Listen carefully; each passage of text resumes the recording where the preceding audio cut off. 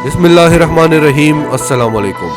अगले हफ्ते तुर्की के वज़ीर ख़ारजा आज़रबाईजान के वज़ीर ख़ारजा के हमरा पाकिस्तान तशरीफ़ ला रहे हैं और इस दौरे में क्या होने वाला है, क्यों आलमी ताकतें इतनी परेशान हैं और आलमी लेवल पर क्या चिमेगोइयाँ हो रही हैं, उस हवाले से हम आपको सारी डिटेल्स बताएंगे।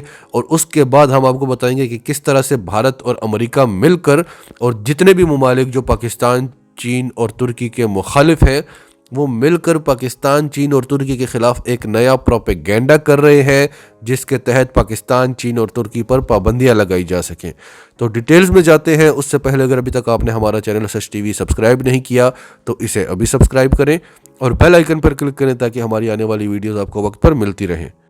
तुर्की के वज़ीर ख़ारजा आज़रबाईजान के वज़ीर ख़ारजा के हमरा पाकिस्तान तशरीफ़ ला रहे हैं और शाह महमूद कुरैशी समेत तीनों वज़राए ख़ारजा एक सह फ़रीक़ी इजलास मुनक़्क़िद करेंगे। तुर्क वज़ीर ख़ारजा आज़रबाईजान के वज़ीर ख़ारजा को अपने साथ पाकिस्तान ला रहे हैं और आज़रबाईजान के वज़ीर ख़ारजा अपने हमरा एक वफ़द को भी लेकर आएंगे। तुर्की के वज़ीर ख़ारजा अपने इस दौरे के दौरान पाकिस्तान के वज़ीर आज़म इमरान ख़ान और दीगर अहम शख्सियात के साथ भी मुलाकात करेंगे। तुर्की और पाकिस्तान के ताल्लुकात से तो आप सब बखूबी वाकिफ़ होंगे।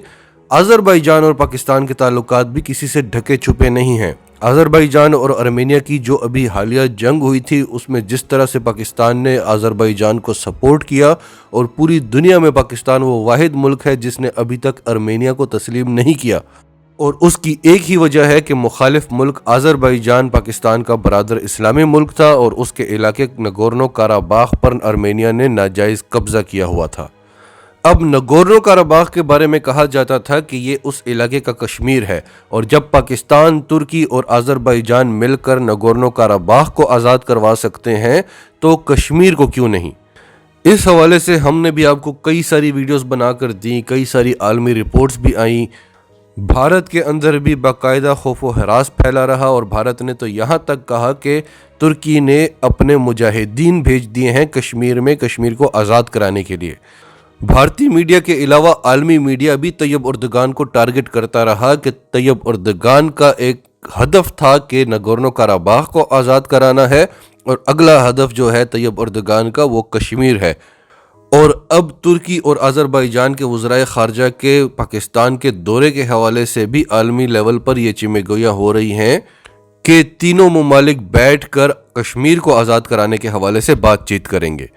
हमारे पास जो इतलात हैं उसके मुताबिक तुर्की ये चाहता है कि पाकिस्तान जिस लेवल का असलहा बना रहा है उसको इंटरनेशनल मार्केट में इंट्रोड्यूस कराया जाए और आज़रबाईजान को वो एक बहुत बड़ा क्लाइंट समझता है और आज़रबाईजान भी बहुत ज़्यादा इंटरेस्टेड है क्योंकि आज़रबाईजान आर्मेनिया की जंग में पता चला कि जो इसराइली ड्रोन थे आज़रबाईजान के पास जिनका पूरी दुनिया में बहुत नाम है उनको आर्मेनिया बड़े आराम से निशाना बनाता रहा, लेकिन जो तुर्की ड्रोन थे आज़रबाईजान का ये मानना है कि तुर्की के वो ड्रोन थे जिनकी वजह से आज़रबाईजान ने ये जंग जीती और उसके बाद तुर्की के ड्रोन्स की जो पूरी दुनिया में मार्केट बनी है, जो उसकी डिमांड बढ़ी है कि तुर्की के पास कैपेसिटी नहीं है ऑर्डर्स लेने की। दूसरी तरफ आर्मेनिया के पास भारतीय रेडार्स है जो उन्होंने भारत से ख़रीदे थे और आर्मेनिया का ये कहना था कि हमारी जंग हारने की सबसे बड़ी वजह भारत के रेडार्स थे। अब आज़रबाईजान जो पाकिस्तान का दौरा कर रहा है उसकी सबसे बड़ी वजह दिफाई तावन को मज़ीद मजबूत बनाना है। आज़रबाईजान पाकिस्तान को सस्ती गैस फराहम करेगा और बदले में उसकी नज़र पाकिस्तान के JF-17 पर है। जब दो ममालिक के वज़राए ख़ारजा आपस में मिलकर बैठते हैं तो वो एक बड़ी नॉर्मल सी बात होती है, लेकिन जब तीन ममालिक के वज़राए ख़ारजा मिलकर बैठ जाएं तो पूरी दुनिया में एक खलबली मच जाती है कि कहीं नया इस्लामी इत्तेहाद तो नहीं कायम हो रहा। और ये इत्तेहाद कायम होने के जो ख़दशात हैं बात उससे बहुत ज़्यादा आगे बढ़ चुकी है। तमाम फ्रेमवर्क तैयार हो चुका है। इससे पहले पाकिस्तान, तुर्की और मलेशिया मिलकर बैठे थे जिसके बाद मलेशिया समिट होना था। तो कितने बड़े लेवल की गेमें हुई कि पाकिस्तान को उस इत्तेहाद में जाने से रोका जाए। तैयब उर्दगान की ये बहुत बड़ी ख्वाहिश है कि एक इस्लामी इत्तेहाद बनना चाहिए क्योंकि OIC किसी काम की नहीं रही। पहले भी वो कभी मुसलमानों के लिए बात नहीं करती थी, कभी कश्मीर के लिए आवाज़ नहीं उठाई, कभी भी वो सिर्फ अरब ममालिक के लिए बात करते थे और अब तो वो अरब ममालिक के लिए भी बात नहीं करते। अब तो वो अमेरिका, भारत और इसराइल के मफादात के लिए काम कर रही है। تو جو آرگنائزیشن امریکہ، بھارت اور اسرائیل کے مفادات کے لیے کام کر رہی ہے اسے ہم کسی بھی طرح اسلامی آرگنائزیشن نہیں کہہ سکتے۔ تو اس حوالے سے مسلمانوں کا اتحاد انتہائی ضروری ہے۔ فرانس میں ہونے والے حالیہ واقعات کے بعد جہاں تمام مسلم ممالک، پوری دنیا کے مسلم ممالک ایک ہو چکے تھے، وہاں بھی OIC کے جو لیڈرز ہیں UAE، وہ فرانس کو ڈیفینڈ کرتے رہے۔ اور جب عمران خان نے ترکی اور ملائیشیا کے ساتھ مل کر ایک نیا اسلامک ٹی وی چینل بنانے کی بات کی جو اسلاموفوبیا کے خلاف کام کرے گا، اس سے بھی سعودی عرب کو تکلیف ہوئی۔ تو اب جو ترکی اور آذربائیجان کے وزرائے خارجہ کا دورہ پاکستان ہے جو اگلے ہفتے ہونے والا ہے، اس سے عالمی طاقتیں کافی پریشان نظر آ رہی ہیں اور 3 طرح کے خدشات بتائے جا رہے ہیں۔ پہلا خدشہ یہ بتایا جا رہا ہے کہ ان تینوں ممالک کا پہلا ٹارگٹ جو تھا وہ نگورنو کاراباخ تھا، وہ انہوں نے آزاد کرا لیا ہے۔ اب اگلا ہدف ان کا کشمیر ہے اور اس حوالے سے یہ بات کرنے والے ہیں۔ دوسرا خدشہ یہ بتایا جا رہا ہے کہ بڑے لیول پر دفاعی تعاون ہوگا ان تینوں ممالک کے درمیان، نئے معاہدے ہوں گے۔ اور تیسرا اور سب سے بڑا خطرہ جو عالمی طاقتوں کو ہے وہ یہ ہے کہ اسلامی اتحاد بننے والا ہے۔ اب اس وقت عالمی طاقتوں کو 3 ممالک بہت زیادہ پریشان کر رہے ہیں اور ان میں ہے ترکی، چین اور پاکستان۔ ترکی پر تو امریکہ پہلے پابندیاں لگا چکا ہے کیونکہ اس نے S-400 میزائل سسٹم خریدا ہے روس سے، اور یہ ایک ایسا میزائل ڈیفنس سسٹم ہے کہ اس سے امریکہ کا کوئی بھی طیارہ، کوئی بھی میزائل بچ نہیں سکتا۔ اس کے بعد پاکستان، ترکی اور چین پر پابندیاں لگانے کے لیے ایک نیا جال بنا جا رہا ہے اور اس کی ابتدا بھارت سے ہوئی ہے۔ بھارت کے میڈیا نے ایک پروپیگنڈا کیا ہے اور آپ سب جانتے ہیں کہ اس وقت پوری دنیا ان باتوں کو اچھال رہی ہے کہ بھارت کا میڈیا فیک نیوز دیتا ہے، بھارت سے پروپیگنڈاز نکلتے ہیں۔ یہاں تک کہ EU ڈس انفو لیب نے ایک رپورٹ پیش کی کہ بھارت پچھلے 15 سالوں سے یورپ کو بیوقوف بنا رہا ہے، پاکستان کے خلاف جھوٹے پروپیگنڈاز کر رہا ہے۔ اس کے باوجود بھارت کے اس جھوٹے پروپیگنڈا کو فروغ دیا گیا کیونکہ اس میں تمام عالمی طاقتوں کے مفادات ہیں۔ اور وہ پروپیگنڈا کیا ہے کہ زی نیوز ایک خبر دیتا ہے کہ پاکستان ترکی کی مدد کر رہا ہے، پاکستان اور چین ترکی کی مدد کر رہے ہیں ترکی کو ایٹمی طاقت بنانے کے لیے۔ وہاں سے یہ خبر نکلتی ہے، پورے بھارت میں پھیلتی ہے، پھر امریکہ بھی اس خبر کو اچھالتا ہے، فرانس بھی، یونان بھی اور کچھ عرب ممالک بھی۔ اور اس جھوٹے پروپیگنڈا کی رپورٹ میں یہ بتایا گیا کہ جب ترک صدر پاکستان آئے تو انہوں نے پاکستان سے درخواست کی، پاکستان کے وزیر اعظم سے، کہ ہم ایٹمی طاقت بننا چاہتے ہیں 2023 سے پہلے اور آپ اس میں ہماری مدد کریں، اور پاکستان کے وزیر اعظم عمران خان نے ان کی یہ درخواست قبول کر لی۔